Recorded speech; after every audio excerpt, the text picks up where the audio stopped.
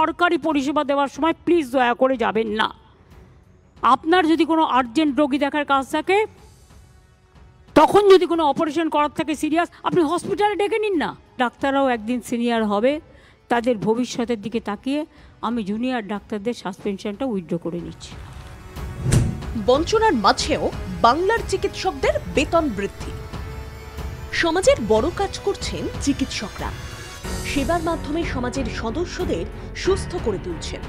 তাই চিকিৎসার অপর নাম যেখানে সেবা, সেই কাজে আরও দায়বদ্ধ, মানবিক ও কর্তব্যপরায়ণ হওয়ার বার্তা দিলেন মুখ্যমন্ত্রী মমতা বন্দ্যোপাধ্যায়।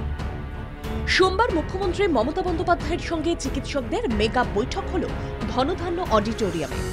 মুখ্যমন্ত্রী মমতা বন্দ্যোপাধ্যায় আলোচনা পর্ব শুরু হওয়ার আগেই আরজিকর ঘটনায় নির্যাতিতার পরিবারের পাশে থাকার বার্তা দেন।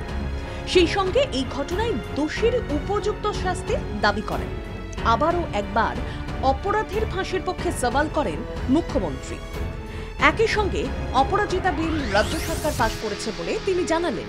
কেন্দ্র 1,75,000 কোটি টাকা না দিলেও রাজ্য স্বাস্থ্য ব্যবস্থার ভুল বদলে দিতে নিরলস কাজ করে চলেছে বলেও তিনি উল্লেখ করেন। বাম আমলে একজন রাজ্যমন্ত্রীর স্বাস্থ্যের দায়িত্ব ছিল। অবহেলার কিনারায় পড়ে থাকা জনস্বাস্থ্যের উন্নতিতে কি কি কাজ পরিবর্তনের সরকার করেছে তা পরিসংখ্যান দিয়ে বোঝান মুখ্যমন্ত্রী। এখন স্বাস্থ্যসাথী কার্ডের মাধ্যমে 9 কোটি পরিবার উপকৃত হয়েছে। 42টি সুপার স্পেশালিটি হাসপাতাল হয়েছে। একাধিক মাদার অ্যান্ড চাইল্ড হাব, সরকারি হাসপাতালে 40,000 বেড বেড়েছে। 14,000 সরকারি ডাক্তার বেড়েছে বিভিন্ন মেডিকেল কলেজ হাসপাতালে। রাজ্যে এমবিবিএস এর সিট বেড়েছে 4,345টি, নার্সিং সিট বেড়েছে 26,000টি। রিক্রুটমেন্ট থমকে আছে, কারণ ওবিসি রিজার্ভেশন নিয়ে মামলার জন্য। যক্ষা, কলেরা, ম্যালেরিয়াতে কালাজ্বরের চিকিৎসায় টিকাকরণে বাংলা 1 নম্বরে। মুখ্যমন্ত্রী চিকিৎসকদের বার্তা দেন, হাসপাতালে 8 ঘন্টা ডিউটি বাধ্যতামূলক। ডিউটির সময় অন্যত্র যাওয়া চলবে না। সরকারি হাসপাতালে যুক্ত থাকা চিকিৎসকদের দায়িত্ব কর্তব্য পালনে সংবেদনশীল থাকতে হবে।